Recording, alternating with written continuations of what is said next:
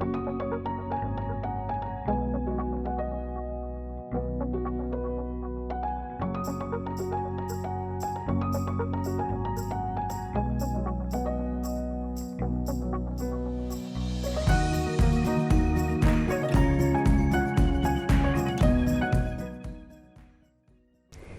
everyone, and welcome back to another lesson of English for the 8th graders in our virtual classroom of English. This is Olga. And this is Anastasia. Today we are going to speak about values and the importance of being and doing good. Please open your books at pages 88 and 89. So the topic of our lesson is Good comes from doing good. Let's see, what are we going to do today? We are going to practice the correct pronunciation of the words, read the text Good comes from doing good, presuppose the answers for the given questions according to the text, find the antonyms for the words, and of course, work with the definitions. Great! Tell me please, Anastasia, how do you feel today? Oh, I feel great and excited because I have the chance and opportunity to teach these wonderful students. But what do you need to feel great and excited? Is there anything special that you should have to feel in this way? Actually, yes, Olga. I need the students' involvement and participation at the lesson so that we have a productive and interactive work together. But how do our students feel today? We are sure and we believe that you are interested in finding some useful and new information for your daily life and your English fluent speech. So, dear students, in order to have a smooth lesson without any obstacles in your pronunciation, let's pronounce the following words. Please repeat after us. Propriety, notoriety, sobriety, gear, enemies, License, pneumonia, penicillin, strophe. Wonderful!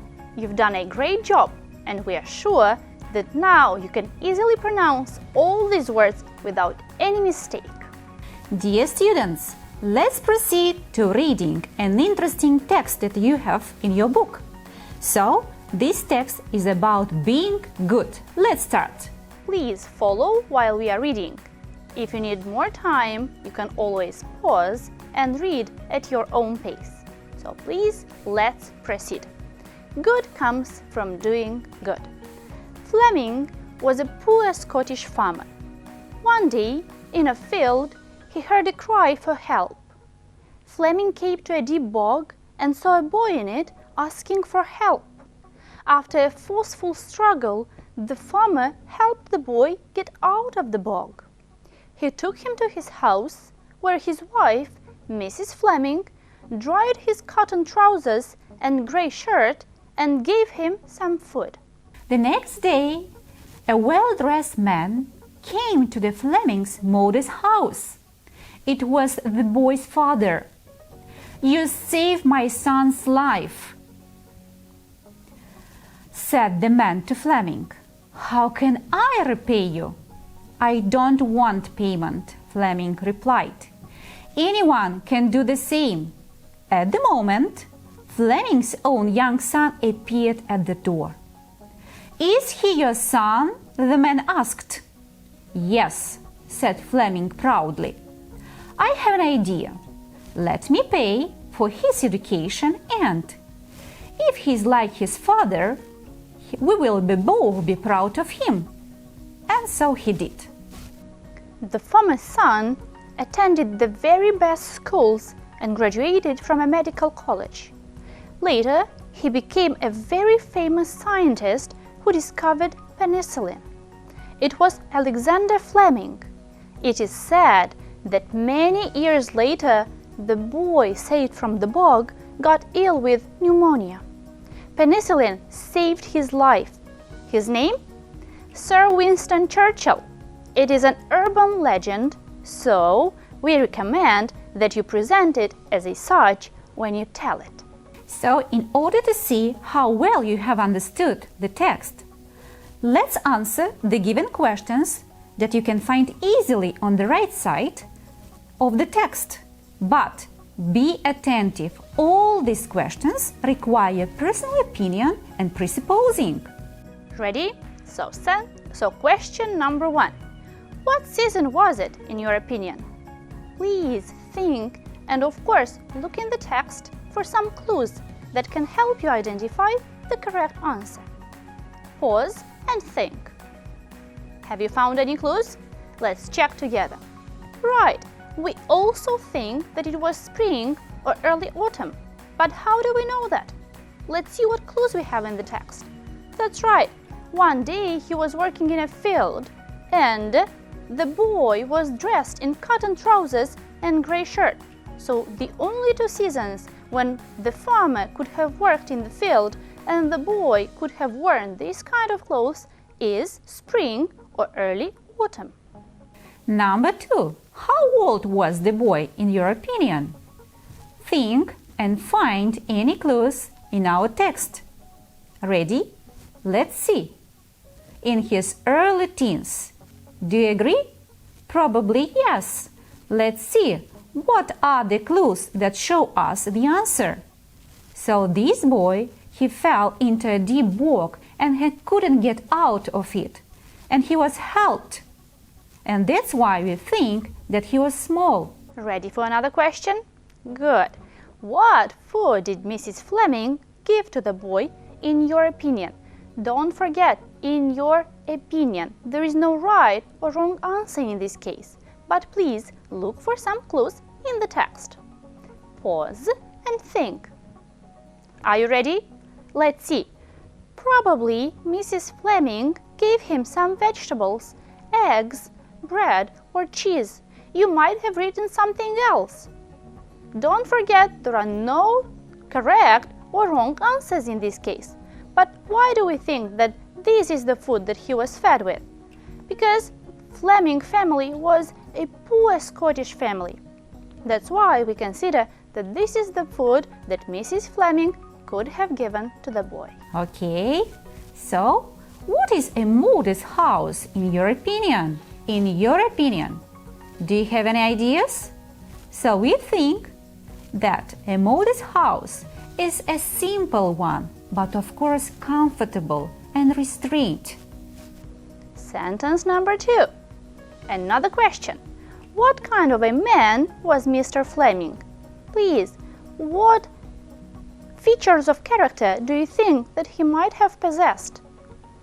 Look for some clues in the text and, of course, analyze what he did. Pause and think. Are you ready? Let's see. We also think that Mr. Fleming was kind, generous, open-hearted, and an honorable man. But why do you think this way? What deeds of Mr. Fleming show us? Good. He said, I don't want any payment. It means he helped the boy without asking for any payment back. And he said anyone can do the same. Could you do the same thing?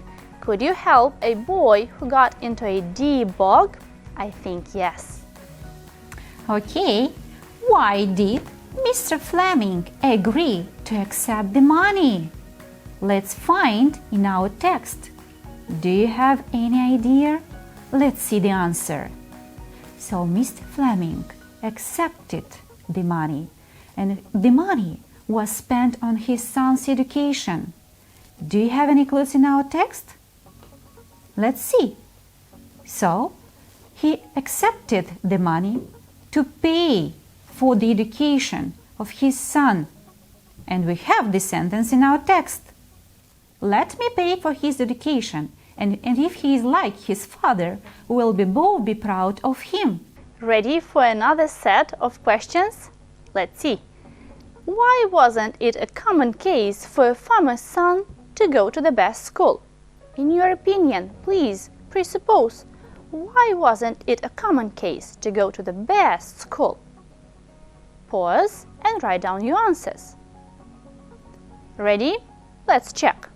It was too expensive, and only the rich could afford to pay for such good education. That's right, because the farmers were poor and they couldn't afford to pay such big amounts of money for good and expensive education. Okay, let's presuppose. How does the legend show that good comes from doing good? Do you have any idea? We think yes. Let's see. Mr. Fleming saved the boy due to his kindness, and the boy's father paid him back by sending Fleming's son to the best school. Later on, the very boy discovered penicillin and saved many lives. So, the conclusion is good comes from doing good. We see that you have understood the meaning of the text really well, as you were able to answer all these questions, although they implied presupposing and personal opinion and were not the easiest ones. The next task that we propose you is to find the antonyms to the following words: dry land, light fight, get into, disappear, be absent from school, the worst, and earlier. Please remember that all the antonyms are found in your text. But let's revise. What is an antonym? An antonym is a word opposite in meaning to another word. For example, short, tall. So, let's see. We propose you to pause and look for the words and to find these antonyms. Are you done? Let's check together. So, what antonym have you found to the word dry land? Is it filled? Then you are perfectly right. Light fight. Do you know the antonym? Yes, this is struggle. Disappear. What antonym matches the following word? Disappear. Appear. You are perfectly right. Okay, be absent from school. Do you know the antonym? Yes, of course, this is attend. What about the worst? Was the antonym found in the text? It's the best. Yes, great. Earlier, do you know the antonym? Yes, this is later. You're absolutely right. Great job. You are good at finding the antonyms. But what about some definitions? We have prepared a set of words that we will ask you to match with their definitions. Please take your pencils and draw an arrow from the word or word combination to its definition, to its meaning. Please be very attentive, pause and match. Ready? Let's check. It takes a man, you need to be a man. Sobriety, not being drunk. Notoriety, fame for being a bad person. And make-off, old form of makes. Do you have the same answer? Great you are. So, we propose you to do the same task for the next set of words. Ready? It's time to check. Combat gear. What is combat gear? Is the full equipment for fight. Great. What about ignorance? Have you matched ignorance with little knowledge? Then you are absolutely right. And propriety. That's right. Propriety means correctness. Great you are. So, it's challenge time for you. We propose you to fill in the gaps with the appropriate word or with the appropriate antonym that you have worked with. So, let's see the sentences. I hate to admit my, but how does it work? Nobody questioned the of your behavior. This make of car has a certain for various problems. In the past, people used to say instead of make. So, find the antonyms, pause and write. Okay, we think that you have already managed.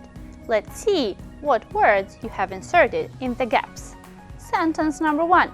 I hate to admit my ignorance. Right, but how does it work? If you have inserted the word ignorance, then you are right and you have understood its meaning. The next one. Nobody questioned the propriety of her behavior. Right. This make of car has a certain notoriety for various problems. Do you have the following words? Great. In the past, people used to say maketh instead of make. Do we say maketh nowadays? No, we don't. So, we have read an interesting text with a moral.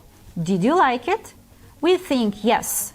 And now we are sure that you know how to do good and how to be kind. That is why we have thought that you'll be really interested in exercising your creative skills, and we suggest that you write your own story entitled Good Comes from Doing Good. Please, in order to ease your task, we have chosen 3 pictures that you could use as the main plot of your story. Please follow the scheme. So in your story, you have to present who are the main characters, what is happening with them, where does the action take place and when, what does the main character want, what are the problems that should be solved by the character, what are the main events of the story, and of course, because the story is entitled Good Comes from Doing Good, it has to have a happy ending. So be creative and good luck! So many interesting things have been touched upon, so let's see what we have done. We have practiced correct pronunciation of the words. We have read the text, good comes from doing good. We have presupposed the answers for the given questions according to the text. We have found antonyms for the words. And of course, we have matched the words with their definitions. We think that you are really good and hardworking students because you have participated and worked together with us throughout the lesson. Goodbye and see you next time in our virtual classroom of English. Have a good day. Goodbye. Bye-bye.